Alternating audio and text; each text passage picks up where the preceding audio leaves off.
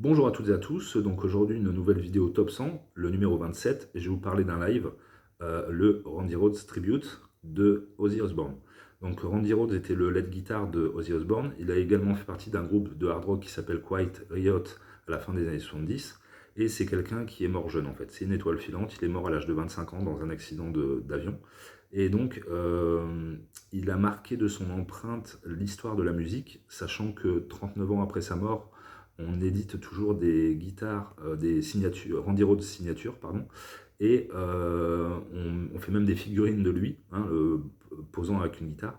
Donc il a marqué de son empreinte l'histoire de la musique et du heavy metal. Je pense notamment avec Quiet Riot dans une certaine mesure, mais bien plus avec Ozzy Osbourne, parce qu'il avait un son à lui. C'est-à-dire que la plupart des guitares héros, je pense, ont leur son. Je pense Satriani, Steve Vai, ils sont différents les uns des autres. Mais lui, il avait une approche totalement révolutionnaire à l'époque des solos de guitare en fait. Et il faut savoir qu'Ozzy Osbourne a toujours été accompagné de grands guitaristes. Je pense notamment à celui qui va prendre la suite, ce sera Zakk Wylde. Mais Zakk Wylde, même s'il est très bon, n'arrive pas à la suite de Randy Rhoads. Moi, je vous conseille vraiment cet album. Je le mets dans le top 100 parce que vraiment les solos sont vraiment surprenants. C'est le terme que je cherchais. Parce que ce live-là, c'est principalement des morceaux d'Ozzy Osbourne. Donc bon, ça reste assez moyen en termes de qualité, hein. Il y a d'excellents morceaux comme I Don't Know, Mr. Crowley. Mais bon, ça traverse pas les décennies, ce qu'a fait Ozzy Osbourne en solo. Il a plus d'aura avec ce qu'il faisait au sein de Black Sabbath. Mais ce qui est vraiment intéressant, c'est les morceaux de Black Sabbath qui sont joués en concert. Et je pense notamment à Paranoid, sur lequel le solo de Randy Rhoads est très différent du solo de Tommy Iommi de Black Sabbath sur la version originale.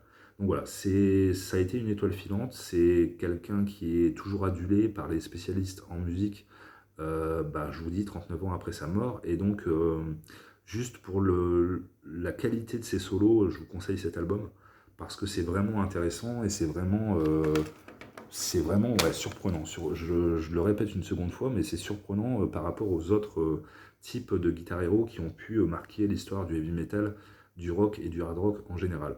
Donc voilà, et n'hésitez pas à me dire dans ce que vous en pensez dans les commentaires, mais cet album c'est une pépite.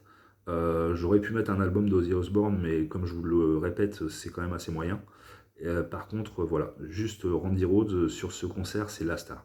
Ozzy Osbourne était une star à l'époque, de par l'aura de Black Sabbath, qui a cartonné et qui a créé un style de musique dans les années 70, mais c'était vraiment Randy Rhoads qui attirait toute la lumière sur lui.